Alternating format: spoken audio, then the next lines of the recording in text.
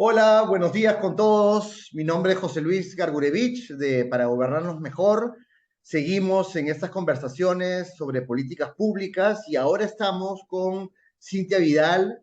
Cintia es oficial de políticas sociales de UNICEF Perú y aquí hemos invitado para conversar sobre protección social. Bienvenida, Cintia. Gracias, José Luis. Cintia, estamos en un momento, y siempre es bueno además enmarcar estas conversaciones en el contexto en el que se dan, en un momento obviamente de mucha convulsión social, de crisis política, de crisis institucional en gran sentido. Nos ha costado en los últimos meses tratar de hablar de políticas públicas. Creo que ahora empieza a ser momento de retomar estos temas. Y lamentablemente en el contexto de Yaku, en el contexto de las lluvias que se han desarrollado en el país, creo que es un buen momento para hablar de qué tipo de medidas, qué tipo de políticas se necesita para asegurar que las personas no caigan en las vulnerabilidades, en los riesgos que estos riesgos de desastres o desastres de otro tipo podrían estar causando a la población. Entonces nos parecía importante conversar contigo sobre la protección social, qué significa la protección social y de repente ir desgranando cómo en el país se puede ir avanzando hacia una agenda de ese sentido. Entonces, lo primero para conversar, Cintia, sería que nos ayudes a comprender el concepto de protección social, en qué consiste, por qué es importante hablar de eso. Sí, bueno, la protección social, digamos, es un sector, por decirlo de alguna manera, que está dedicado a hacer frente justamente a lo que tú señalas, que son las vulnerabilidades, digamos, económicas o sociales que un país puede enfrentar, ¿no? Obviamente la protección social incluye, digamos, las intervenciones o los programas de múltiples sectores, sobre todo porque uno de las, digamos, de los desafíos o de los enfoques que tiene la protección social es que tiene que ser trabajado en una lógica de ciclo de vida donde podamos atender a las personas desde que nacen hasta, digamos, que fallecen, y tener claro que todos estamos expuestos a esas vulnerabilidades a lo largo del ciclo de vida. La protección social en algunos países, cuando comenzaban, digamos, a mirar el tema, creo que ha estado muy vinculado a una etapa de vida en particular, que tiene que ser la vejez, por el tema de cómo protegemos a estas personas que ya están en su última etapa, pero no es así.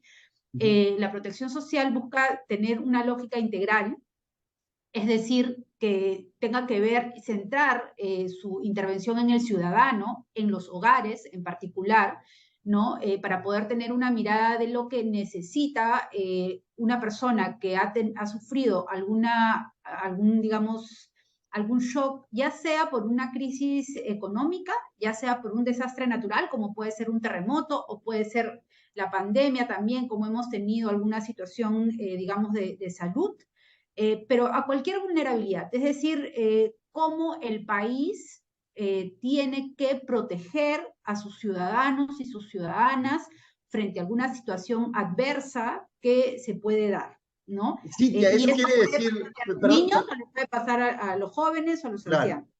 Perdona, o sea, cuando hablemos de vulnerabilidades, entonces no estamos hablando de una población vulnerable como se suele asociar, digamos, en sentido de personas con discapacidad o mujeres o niñas y niños, digamos, sino vulnerabilidades en términos de incidencias que me pueden pasar en cualquier momento de mi vida. Efectivamente, o sea, todos estamos expuestos a vulnerabilidades, eso es uno, pero también las políticas públicas y las intervenciones deben de atender a esas poblaciones que son aún más vulnerables en este tipo de situaciones, Ok, ¿no? Conversábamos hace unas semanas con unos colegas también que las personas que están hoy en una situación de pobreza o pobreza extrema, ¿no? Si a esto le sumas que esas personas son niños, niñas y adolescentes, es como que tienen una doble vulnerabilidad.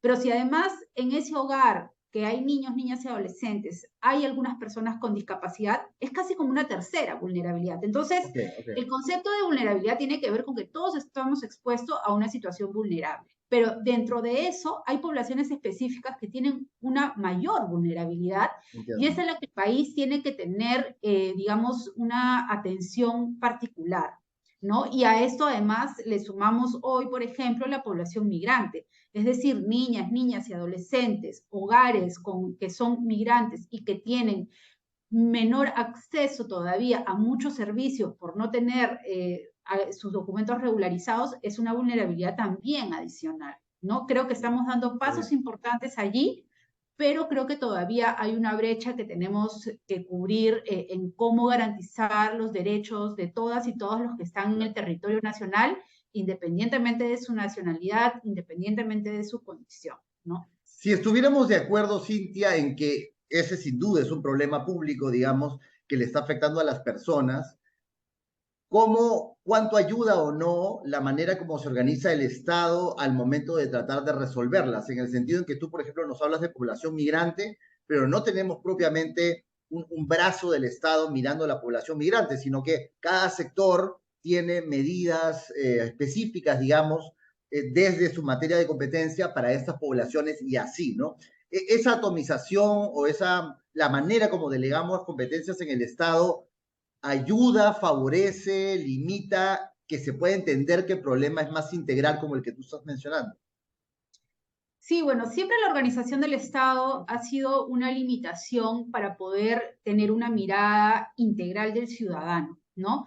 Y creo que en lo que se ha avanzado en algunos espacios es cómo se genera desde esa fragmentación o de esa sectorialización del Estado Uh -huh. mecanismos de coordinación y articulación, pero no para coordinar solamente, sino para definir juntos metas y estrategias que nos permitan llegar mejor a la población, ¿no? Mejor y de manera más pertinente, no solamente estoy hablándote de la pertinencia cultural, sino también de la pertinencia para poder atender a esa población más vulnerable, ¿no?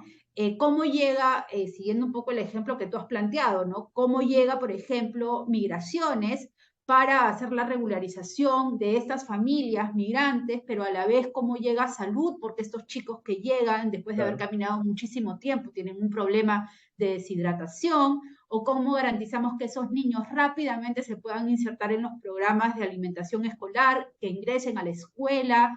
O sea, yo creo que los Está mecanismos de trabajo, empleo, articulación, ¿no? Que lo ajá, claro, correcto, que trabajo y empleo tenga una bolsa de trabajo para poder ofrecer. O de sea, acuerdo. hay una serie digamos, cuando hablamos de la coordinación y de la articulación, creo que tenemos que empezar a pensar para qué coordinamos, para qué nos articulamos, ¿no? Y yo creo que a partir de eso y definiendo objetivos y metas claras, conjuntas y sectoriales, creo que marcaríamos una diferencia significativa en cómo atender a esa población. Como te digo, el énfasis en la población que tiene una doble o triple vulnerabilidad es la que debería de ser la prioridad del Estado hoy y a la cual todos, Estado, cooperación, sector privado, deberíamos de atender, porque no podemos hacerlo solos. De También acuerdo. creo que ese es un mensaje que es importante, ¿no? Yo creo que las grandes cosas que se han logrado en este país se han logrado cuando se han sumado todos los actores, digamos, involucrados en el desarrollo del país, ¿no? La movilización por los aprendizajes hace unos años se logró porque la empresa privada, porque la cooperación, el Estado, todos trabajaron juntos, ¿no?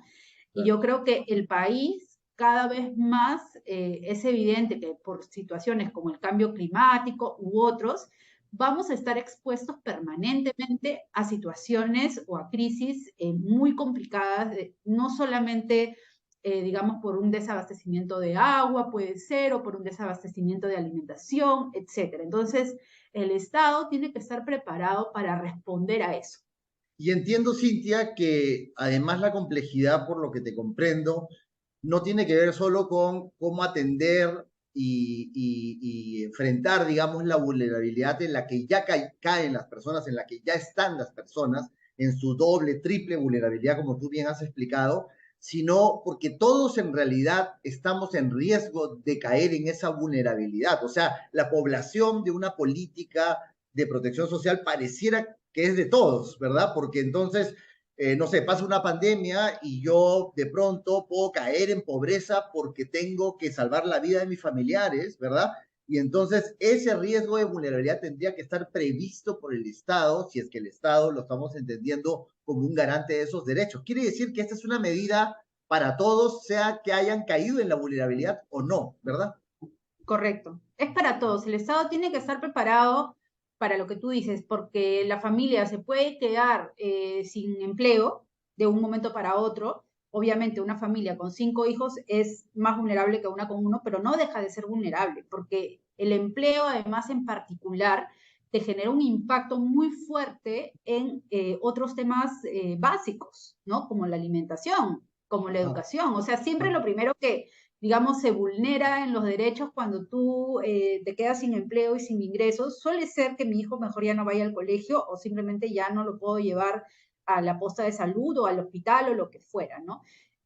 O, no sé, tú que eres el sustento de tu familia, mañana puedes salir, te puede atropellar un carro y te puedes quedar paralítico. Claro, Y el Estado tiene que estar preparado para poder, digamos, sostener esa situación. de acuerdo. Así como los que estamos vulnerables, digamos, hoy, también están los que hoy ya son vulnerables. O sea, todas las personas que están en una situación de pobreza y pobreza extrema también requieren, y en algún momento el Estado planteó también esa estrategia, pero lamentablemente no se ha avanzado mucho más, en cómo hacer que estas personas que van saliendo de una situación de pobreza o pobreza extrema tienen una salida permanente. ¿No? Porque si no es así, si no nos planteamos como país esa salida más permanente de la pobreza, estas personas, una vez que crucen la línea, por cualquier situación pueden regresar rápidamente, que es lo que yo creo que ha pasado con el tema de la pandemia. O sea, muchas personas que ya habían salido de la pobreza, no se les había garantizado estrategias o herramientas, no sé, pues como un proceso de empleabilidad más seguro, una inserción a ciertos mercados de manera más sostenida. Y esto está muy vinculado con un tema que para la protección social a veces termina siendo uno de los issues más complicados, y es que es muy difícil en avanzar en un sistema de protección social en un país que tiene aproximadamente el 80% de su población en un empleo informal. Porque esta población es la población que además en ese tipo de situaciones el Estado no puede encontrar porque no tiene registros de ellas, Claro, ¿no? Y son claro. personas que fácilmente son también muy vulnerables a caer en situaciones, digamos, de pobreza o pobreza extrema rápidamente, ¿no? Cintia, para poder entender qué tipo de elementos podemos encontrar en la protección social, tú has hablado, por ejemplo, ahora de empleo, que pareciera que es un pilar fundamental, digamos, en un momento de la trayectoria de vida de las personas, obviamente, para desarrollarse, para protegerse frente a ese riesgo que podría ocurrirle en cualquier momento, ¿verdad? Pero, ¿qué otros elementos deberíamos estar hablando ahí? Pensiones, no sé, seguridad alimentaria, para la niñez, los temas de los programas nacionales, por ejemplo. ¿Cuántas cosas abarca la protección social, digamos, para hacernos una idea de su complejidad? A ver, lo que pasa es que tiene como algunos sectores que son claves, pero en realidad la idea es poder garantizar que todos los servicios que la población tiene que recibir sean de manera que sean universales, ¿no? Pero que dentro de esa Ok, universalidad, eso no implica que no haya una atención focalizada. Entonces, el tema del empleo es clave porque es lo que garantiza el ingreso del hogar. de El acuerdo. tema de la seguridad social también es clave porque es como tener tu ahorro para garantizar, digamos, una vejez también, digamos, un poco digna, ¿no? Pero también están el tema de educación y salud. O sea, es que al final cuando tú ves el tema de la protección social, tú podrías incluir ahí a casi todos los sectores, porque lo que tú necesitas es que para que tú como ciudadano puedas tener un ejercicio pleno de tus derechos en una sociedad, necesitas, digamos, garantizarlos en todos los aspectos de tu vida. Pero si tuvieras que priorizar, digamos, se priorizaría la seguridad social, se priorizaría el tema del ingreso, educación y salud de calidad, protección a la niñez en términos de protección a la violencia, ¿no? De A acuerdo. las Ajá. mujeres, que son un sector también que tienen una vulnerabilidad muy grande en el país. Y todo ello, ¿no? Y por eso aquí también es importante el rol del MIDIS, todo ello tiene que tener como siempre decimos en la gestión pública, ¿no? Un orden de prelación y de prioridad. De acuerdo. Y ahí es donde el MIDIS tiene un rol súper importante y es que tiene que atender a esta población que tiene una vulnerabilidad mayor y cerrar la brecha de esa brecha, digamos, es fundamental. Mientras todos los otros sectores van avanzando hacia un proceso de universalidad de sus servicios y además que sean de calidad y pertinentes. O sea, para hacerlo todavía más complejo, digamos, y entonces preocuparnos más, no solo está la población, que sin duda es total, entonces todos podemos caer en la vulnerabilidad en cualquier momento, sino que además implica la labor de todos los sectores, tanto para medidas universales como para medidas focalizadas para poblaciones que tienen mayor vulnerabilidad. Ahí estoy entendiendo que, por ejemplo, se puede entender que algunos programas nacionales, los subsidios de juntos, de pensión 65, son, vamos a decir, medidas de protección social para poblaciones focalizadas, pero eso no quiere decir que no debería mirarse de manera universal a toda la población, ¿verdad? Sí es. O sea, todos los programas que son hoy focalizados tienen detrás una política nacional universal. Por ejemplo, UNAMAS. UNAMAS atiende, digamos, todo el tema de primera infancia a través digamos, de una estrategia, ya sea por un servicio de atención a las familias, como su servicio de las cunas, ¿no? Pero eso detrás, en realidad, lo que tiene es una política de atención a la primera infancia que lo ve y que lo norma también el sector educación, o sea, no está por fuera. Y además esto está muy vinculado a un tema que es clave también en la protección social y es que es el subsistema nacional de cuidados. Cómo en el país avanzamos hacia un subsistema nacional de cuidados que va a ser como el gorro de varias intervenciones, hoy focalizadas, pero también universales, porque el MIM y educación también tienen algunas digamos, políticas vinculadas al tema de cuidados que hay que avanzar. De acuerdo. El sector desarrollo e inclusión social, digamos que es lo más parecido al terreno donde esta política de protección social tendría que vivir, entiendo, ¿verdad?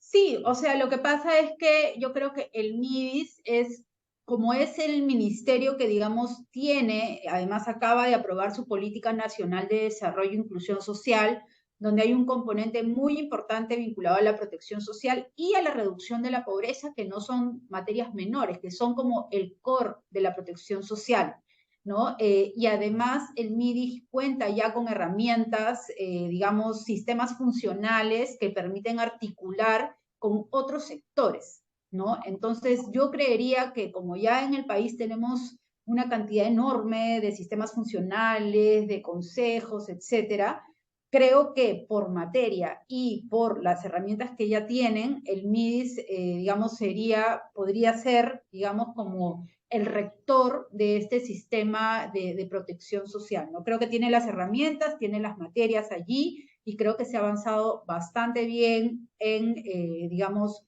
los programas y las intervenciones que tienen, a pesar que me parece que el gran desafío hoy en esos programas y en casi todos es cómo hacen, qué estrategias deben de utilizar para estar mucho más preparados a atender situaciones rápidas de situaciones de riesgo. Claro. Y eso también en plantearse una estrategia de ampliación de cobertura, porque hace mucho tiempo que estos programas siguen atendiendo a una población sin crecer mucho más, no porque no puedan, es un tema de prioridad y de recursos, porque el modelo lo tiene, ¿no? Entonces ahí creo que también ese es un elemento que hay que mirar.